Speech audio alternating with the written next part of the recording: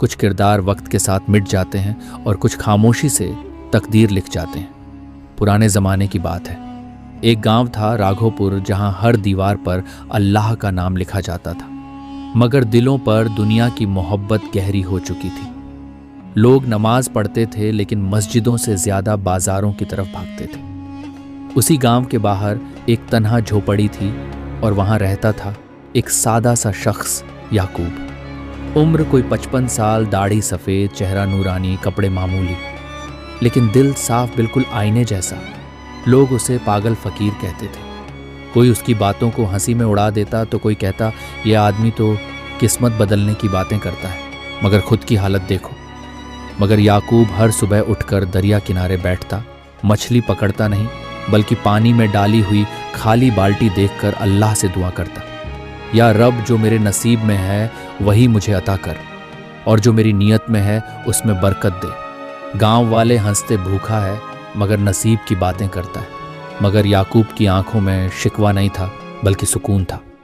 वो कहता, लोग सोने के सिक्के ढूंढते हैं और मैं अल्लाह की रहमत। इसी गांव में 3 अमीर आदमी भी रहते थे, कासिम, रफ़ीक और नज़ीर, जो हर वक्त यह सोचते थे कि किस तरह अपने तिजोरी में और दौलत भरे।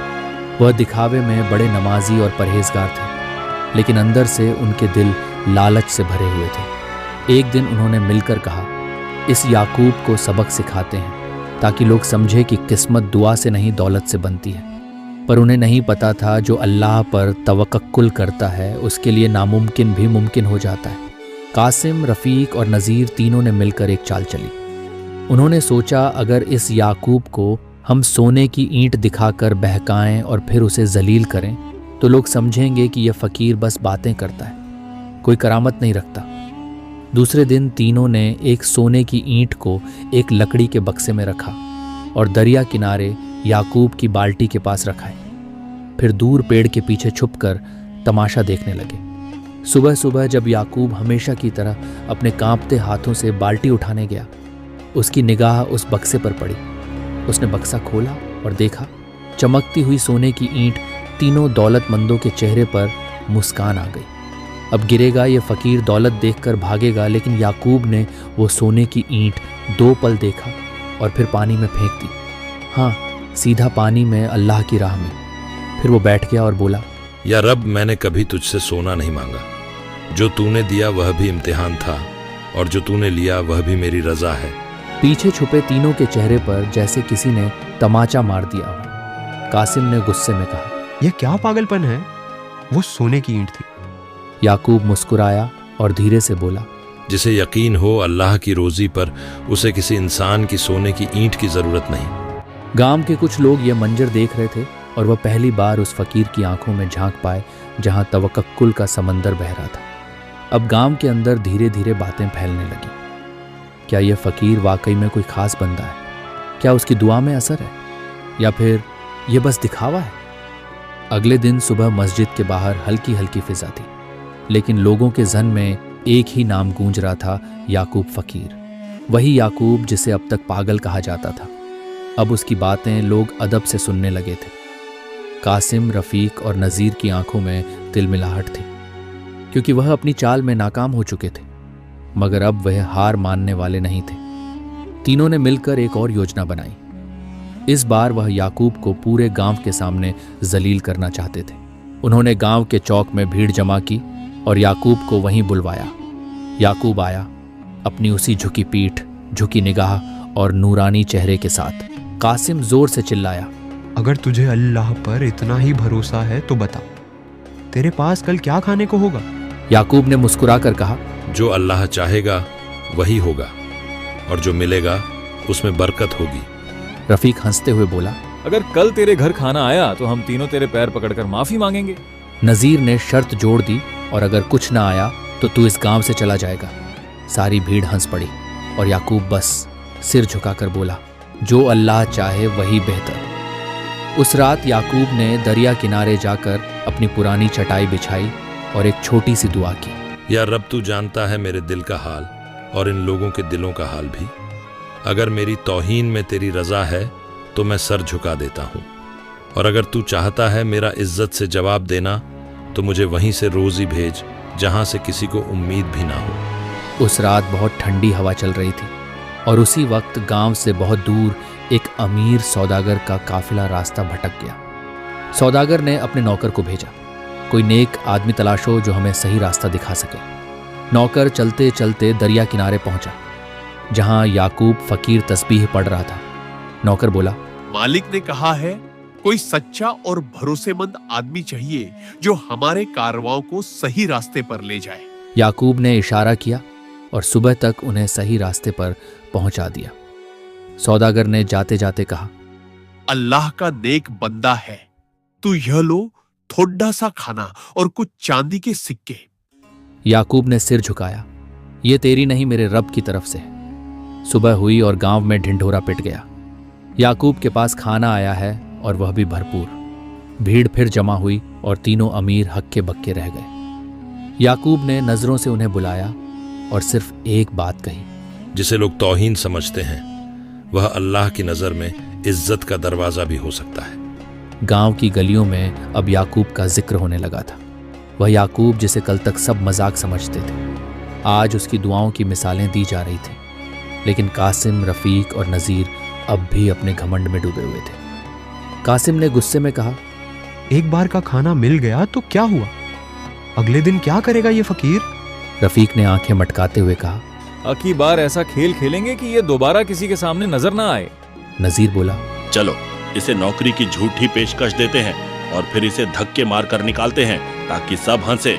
तीनों ने योजना बनाई। अगली सुबह वे याकूब के पास पहुंचे। नजीर बोला, अब भाई हमने सोचा है कि आपको हमारी तिजोरी का मोहतामिम बना दें। तनख्वाह भी देंगे, इज्जत भी। याकूब ने सिर्फ एक बार उनकी आंखों में देखा और सिर झुका लिया। वह जानता था कि इसमें कोई सच्चाई नहीं, लेकिन उसने कहा, अगर इसमें अल्लाह की रजा है तो इंशा अल्लाह हाजिर हूं। दूसरे दिन उसे बाजार के बीच बैठा दिया गया, जहां एक संदूक था जिसमें उन्होंने पहले से ही नकली चांदी और पत्थर भर दिए थे। फिर गांव के कुछ लोगों को इशारे से बुलाया और चिल्लाकर कहा, देखो यह फकीर क्या कर रहा है, हमारी तिजोरी से चोरी करता पकड़ा गया है। भीड़ जमा हुई। कुछ लोग चौंक गए, कुछ ने ताने मारे, लेकिन याकूब खामोश खड़ा रहा। उसकी आंखों में कोई डर नहीं था, सिर्फ अल्लाह का यकीन था। उसी वक्त गांव के बुजुर्ग मौलवी हजरत अब्दुल्ला साहब भी वहां पहुंचे। उन्होंने कहा, रुको, इससे पहले कि कोई इल्जाम लगे संदूक को खोलो और सब देखो। संदूक खोला गया और अंदर से जो निकला उसने सबके होश उड़ा दिए। पत्थरों की जगह सच्ची चांदी और सोने के सिक्के थे। कासिम हक्का बक्का रह गया, ये तो हमने तो नकली सिक्के रखे थे। याकूब ने पहली बार मुस्कुराकर कहा, जिस संदूक को तुमने धोखे से भरा था अल्लाह ने उसे सच्चाई से भर दिया, क्योंकि जब दिल सच्चा हो तो तकदीर भी झुक जाती है। भीड़ सन्नाटे में थी। फिर एक बुजुर्ग ने याकूब के हाथ चूम लिए। अब पूरा गांव पूछने लगा, कौन है यह फकीर, कैसे बदल गई इसकी तकदीर। अब गांव का हर चेहरा हैरान था। हर जुबान पर एक ही नाम था, याकूब फकीर। कल तक जिसे सब तौहीन समझते थे, आज वही रहमत की पहचान बन गया था। मस्जिद में इमाम साहब ने खुतबे में याकूब की सच्चाई का जिक्र किया और गांव की औरतें अपने बच्चों को कहती, बेटा उस फकीर की तरह सच्चा बनना। वहीं दूसरी तरफ कासिम, रफीक और नज़ीर का हाल बदला हुआ था। उनकी दुकानें सुनसान होने लगी। लोगों ने उनसे सौदे करने बंद कर दिए। जो तीनों कभी ऊंची कुर्सियों पर बैठे रहते थे, अब उन्हें अपनी ही नजरें चुभने लगी थी। एक दिन की बात है, तीनों आपस में बैठे थे। कासिम ने कहा, क्या सोच रहे हो दोनों? रफीक बोला, सोच रहे हैं कि जिसकी तकदीर हम मिटाना चाहते थे, शायद वही अब हमारी रहमत का दरवाजा बन चुका है। नजीर धीरे से बोला, मैंने रात को सपना देखा, एक दरवेश हमें अंधेरे से उजाले की तरफ ले जा रहा था और वह दरवेश याकूब था। तीनों खामोश हो गए। अगले ही दिन उन्होंने तय किया कि अब और नहीं, अब अपने गुनाहों का इजहार करना है। तीनों याकूब की झोपड़ी के बाहर पहुंचे। याकूब उस वक्त एक पुराने कपड़े से किसी गरीब बच्चे के लिए चप्पल सिल रहा था। तीनों ने एक साथ सर झुका दिया। नजीर बोला, हमने तुझ पर तौहीन की, तुझे नीचा दिखाना चाहा, तेरी इज्जत को मिटाना चाहा, माफ कर दे।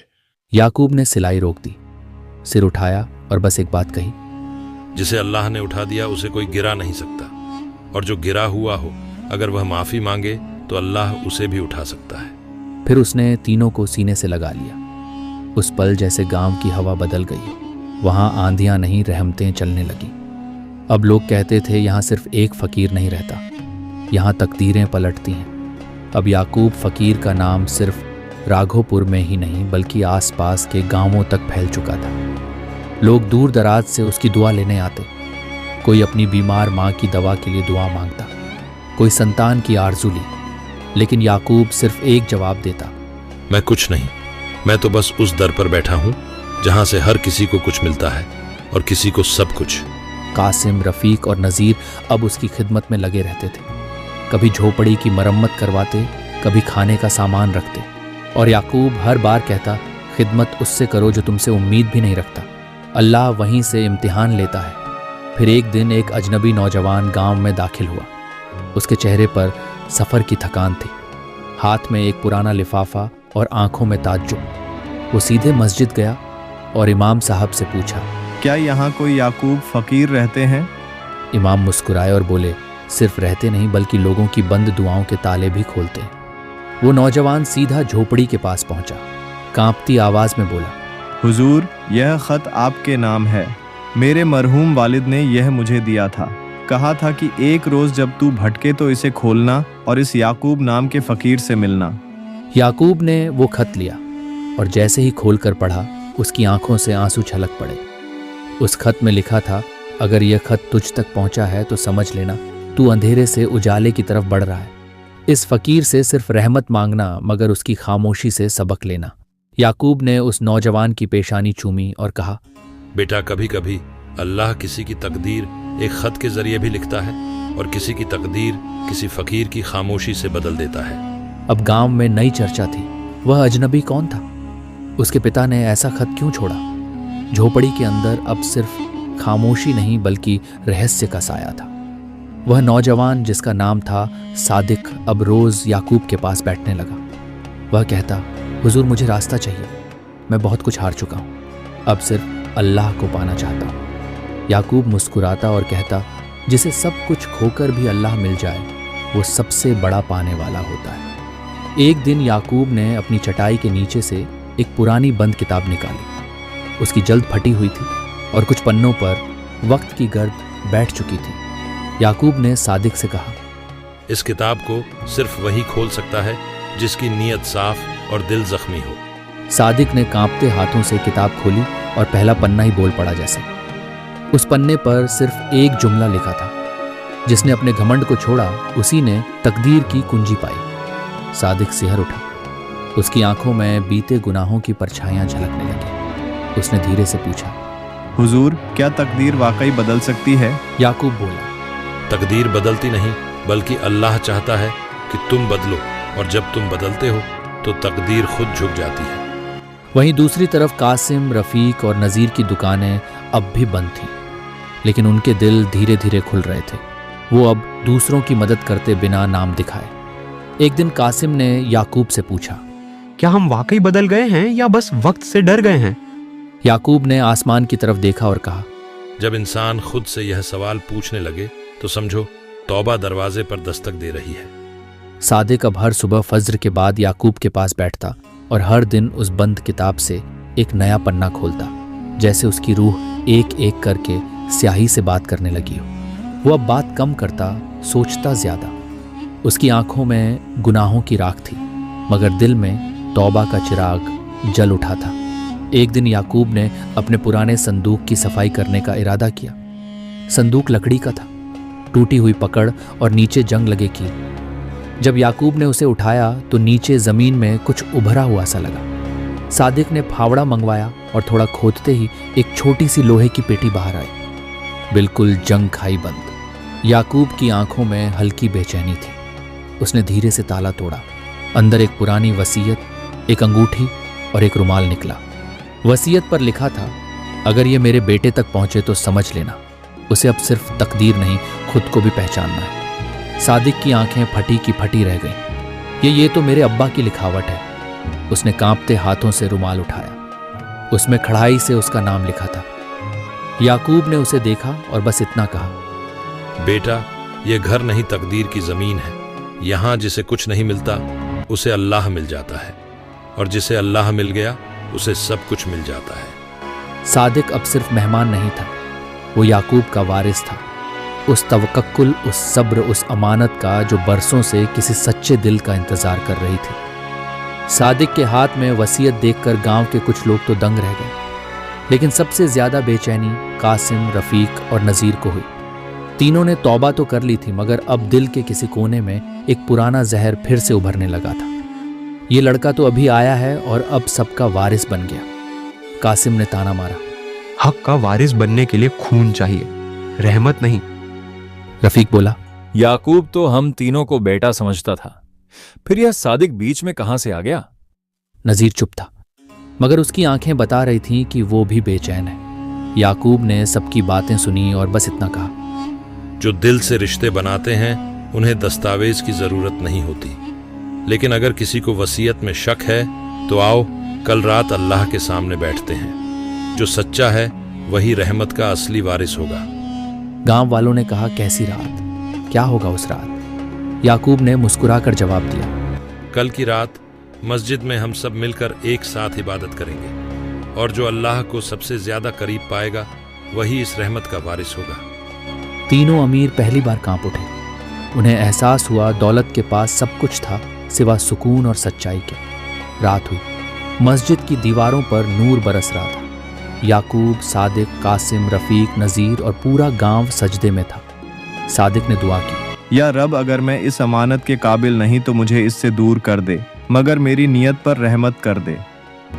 वहीं दूसरी ओर कासिम की आंखों से आंसू बह रहे थे। रफीक ने पहली बार दिल से अल्लाह को पुकारा और नजीर वो सजदे में इतना रोया कि मस्जिद का फर्श भी गीला हो गया। सुबह की अजान हुई और जैसे मस्जिद ने फुसफुसाकर कह दिया हो, अब रहमत ने अपना वारिस चुन लिया है। सुबह की पहली किरणें मस्जिद की दीवारों पर उतर रही थी, लेकिन उस दिन रोशनी सिर्फ बाहर नहीं, अंदर के दिलों में भी उतर चुकी थी। फज्र की नमाज के बाद याकूब ने सभी को पास बुलाया। पूरा गांव जमा था। सादिक खामोश था, उसकी आंखें सजदे की नमी से भीगी थी। नजीर, रफीक और कासिम तीनों की आंखों में पहली बार दौलत नहीं तौबा दिखाई दे रही थी। याकूब ने कांपते हाथों से वह वसीयत उठाई और सादिक की ओर देखा, फिर धीमे से कहा, मैंने अल्लाह से मांगा था एक ऐसा बंदा जो मेरी नहीं रब की राह का वारिस बने। वो मुझे सादिक की शक्ल में मिला, लेकिन आज मैं देखता हूं कि सिर्फ सादिक नहीं, इन तीनों के दिल भी अब रहमत के काबिल हो चुके हैं। पूरा गांव सन्नाटे में था। याकूब ने आगे कहा, इस अमानत का कोई एक वारिस नहीं होगा। जो भी सच्चे दिल से तौबा करे, जो दूसरों को ऊपर उठाए, जो खुद को मिटाकर किसी भूखे को रोटी दे, वही मेरा वारिस होगा, वही अल्लाह का बंदा कहलाएगा। फिर उसने संदूक में से एक एक करके 4 रुमाल निकाले, एक सादिक को और बाकी तीनों लालचियों को। हर रुमाल पर एक ही बात खड़ी थी, तकदीर उनके लिए बदलती है जो खुद को बदलने की हिम्मत रखते हैं। सादिक ने याकूब के पैर चूमे। कासिम ने उसका हाथ पकड़ा और कहा, हमने तुझसे मुकाबला किया और तेरा रब तुझसे मोहब्बत कर बैठा।